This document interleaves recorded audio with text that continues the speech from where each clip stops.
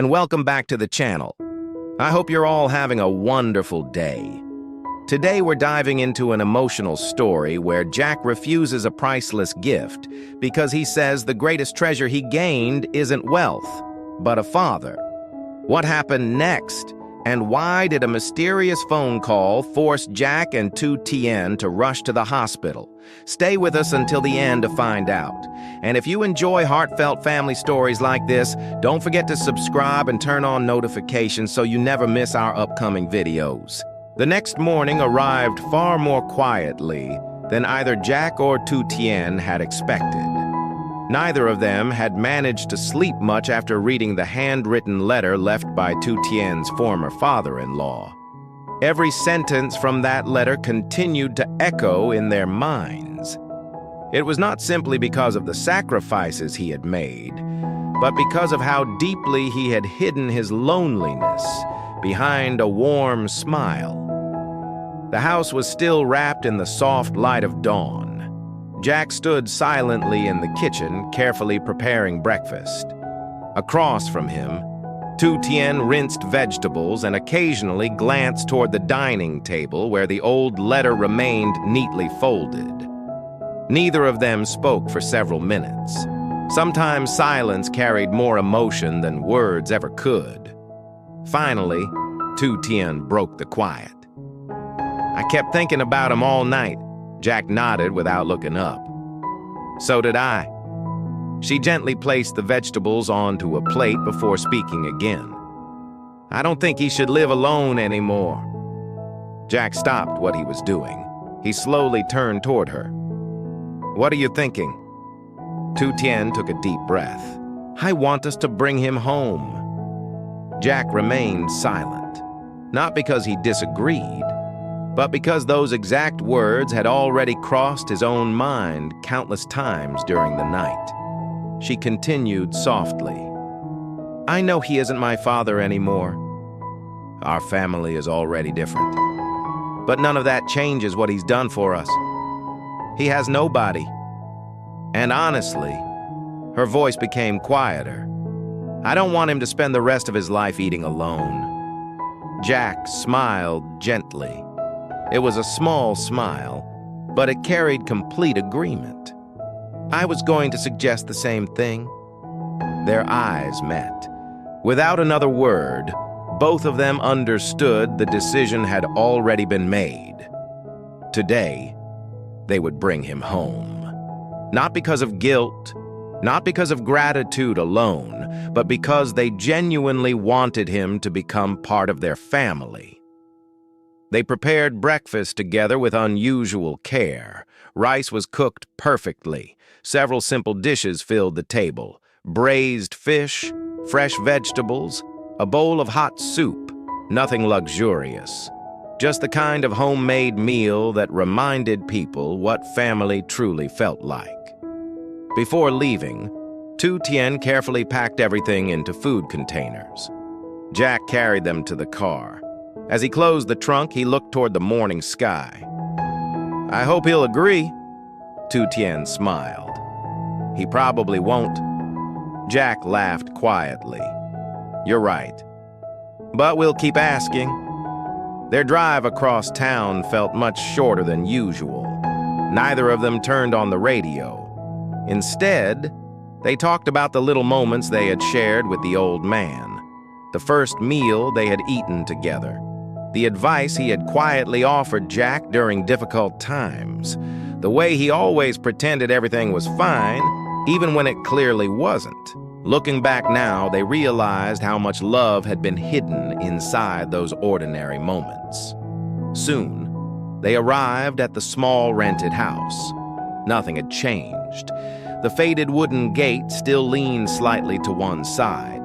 Several flower pots sat quietly near the entrance. Some flowers had begun to bloom despite receiving very little care. Jack gently knocked on the door. No answer. He waited a few seconds before knocking again. This time, footsteps slowly approached. The door opened. The elderly man stood there wearing the same gentle smile they had seen countless times before. "You two came early," Jack lifted the food containers. "We brought breakfast." The old man chuckled. "You didn't have to do that." Tu Tien smiled warmly. "We wanted to." After a brief pause, he stepped aside. "Come in." The tiny house felt just as simple as it had yesterday. The old wooden table, the worn-out chair, the faded photographs hanging on the wall. Everything seemed frozen in time. Jack quietly placed the breakfast onto the table. Soon, the delicious aroma filled the room. For a brief moment, nobody spoke. The old man looked at the dishes before him. His eyes became slightly moist. "It's been a long time since someone cooked breakfast for me." Tu Tien gently handed him a bowl of rice. "You don't have to eat alone anymore." He smiled politely. "But today is enough." Jack exchanged a quick glance with Tu Tien. They both knew this conversation could no longer be postponed. Jack took a slow breath. "There is actually another reason we came today." The old man looked up. "What is it?" Jack leaned forward slightly. "Please come live with us." The room instantly became silent. Even the ticking clock on the wall suddenly seemed louder. The elderly man stared at Jack without saying anything. Then he slowly lowered his head. "No." The answer came immediately, firm, gentle, but absolute. Tu Tien reached for his hand. "Please hear us out." He slowly shook his head. "I appreciate everything, but I can't. I've already caused enough trouble for both of you." Jack quickly interrupted. "You've never caused us trouble." The old man smiled sadly. "You only say that because you're kind. I'm old. I'll only become a burden. I've learned to live alone, and I'll be fine." Jack looked directly into his eyes. For several long seconds, neither of them spoke. Finally, Jack quietly said the words he had carried inside his heart for years. "When I had nothing, you helped me. You never asked for anything in return. You stood beside me when I couldn't even stand beside myself." He paused. His voice became heavier. "You helped me when I had absolutely nothing. So now, please let me repay even a small part of that kindness." The old man's fingers trembled slightly around the bowl in his hands. For the first time that morning, he could no longer find the words to refuse. The room remained completely still.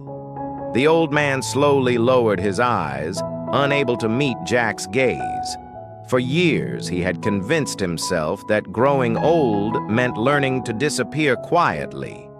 He believed that loneliness was simply part of life, that asking for company was selfish, that accepting kindness meant creating burdens for others. Yet today, everything he believed was beginning to crumble. Tu Tien gently squeezed his hand. Her voice was soft enough to almost disappear into the silence. "You once told me that a home isn't measured by how large it is. It's measured by whether someone is waiting for you." She smiled through the tears gathering in her eyes. "Well, we're waiting for you." The old man's lips trembled. He tried to smile. Instead, tears slowly rolled down his weathered face. I don't deserve this." Jack immediately shook his head. "No. You deserve far more than this. You spent your life giving. Please, let us spend the rest of yours giving something back." The old man covered his face with both hands. For several long moments, the only sound inside the small house was quiet sobbing. Eventually, he took a deep breath. When he finally looked up again, his eyes were red. If I come, I won't be in your way?" Jack smiled warmly. "You'll never be in our way. You'll be family." Tu Tien nodded immediately. Our home has always had one empty seat. We just didn't realize who it belonged to. Those simple words broke the last wall around the old man's heart. He slowly nodded, just once. But that single movement carried the weight of countless lonely years. I'll come. The moment those words left his mouth, Tu Tien could no longer hold back her tears. She embraced him tightly. For the first time in many years, the elderly man experienced the warmth of being hugged by family. Not out of obligation, not out of pity, but out of genuine love. Packing his belongings took surprisingly little time. There were only a few sets of clothes, several old books, a small wooden box filled with photographs, a worn kettle, some cooking utensils, and a single blanket that had clearly been repaired many times over the years. Jack looked around the nearly empty house. His chest tightened. This was everything the man owned. Someone who had once possessed considerable wealth now lived with almost nothing. Yet he had never complained, never blamed anyone, never expected sympathy. He simply chose simplicity. Before leaving, the old man stood quietly in the doorway. He looked around the tiny rented house one final time. "So many years," he whispered. "This place kept me alive." Jack stood beside him. "You'll always remember it." The old man nodded. "But now, I think it's finally time to go home." The drive back felt completely different. This time, laughter occasionally filled the car. Tu Tien pointed out familiar shops along the road. Jack joked about how the old man would soon discover he was actually a terrible cook. The old man laughed harder than either of them had ever heard before. It was the laughter of someone who no longer carried the entire world alone. When they arrived home, Tu Tien immediately opened the front door.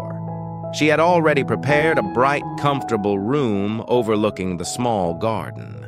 The curtains were new. Fresh flowers sat beside the window. A simple wooden chair rested near the bookshelf. The old man slowly stepped inside. He looked around carefully. "This room is for me?" Jack nodded. "Only if you like it." The old man sat gently on the edge of the bed. His fingers brushed across the neatly folded blanket. For several seconds, he couldn't say anything. Finally, "It's beautiful." Tu Tien smiled. "It's your home now." The elderly man quietly repeated those words. "My home," as if he had forgotten what they truly meant. That evening, the three of them prepared dinner together. Jack insisted on cooking. Tu Tien repeatedly laughed as he accidentally added too much seasoning. The old man smiled while quietly correcting him. No. You stir first. Then add the sauce." Jack laughed. "I guess I'm still learning." "You'll be learning for a long time." The old man chuckled.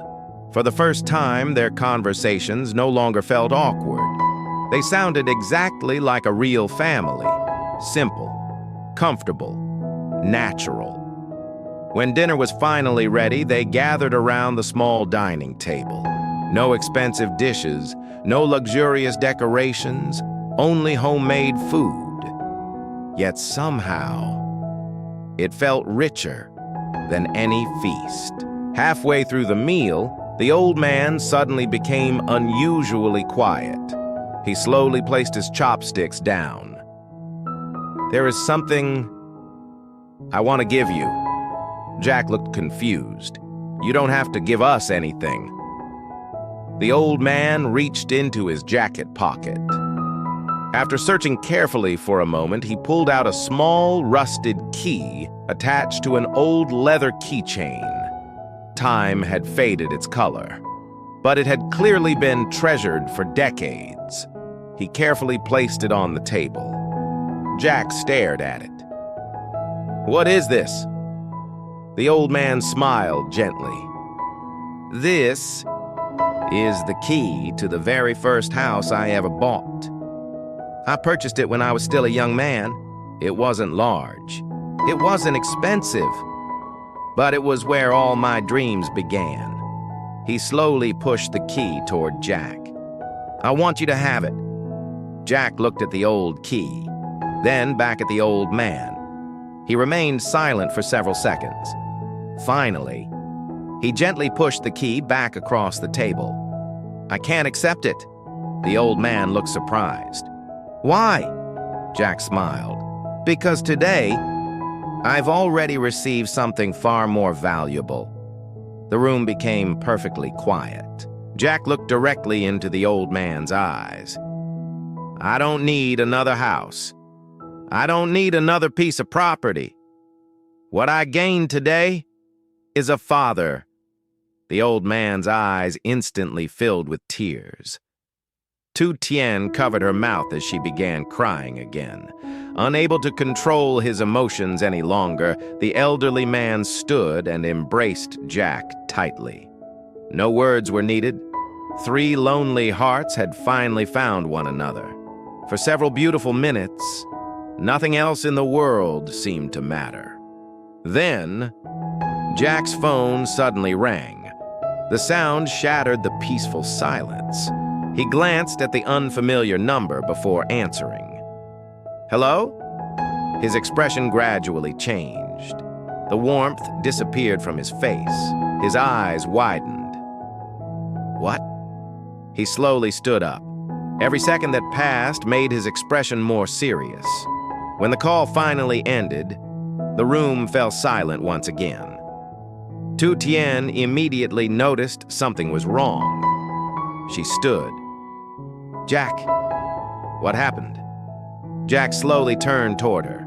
His voice was barely above a whisper. "Tu Tien, I think we need to go to the hospital immediately." His words froze everyone in place. The old man looked at both of them anxiously. Tu Tien's heartbeat quickened. 1,000 terrifying possibilities rushed through her mind. Neither of them knew that the unexpected phone call might finally uncover the truth Jack had quietly suspected about Tu Tien all along. After discovering how lonely Tu Tien's former father-in-law has become, Jack and Tu Tien decide to bring him home. Although he initially refuses, afraid of becoming a burden, Jack reminds him of the kindness he once showed during Jack's hardest days. Moved by their sincerity, the old man finally agrees. That evening, he offers Jack the key to his first house, but Jack refuses, saying that gaining a father is more valuable than any property. Their emotional reunion is suddenly interrupted by a mysterious phone call, forcing Jack and Tu Tien to rush to the hospital immediately.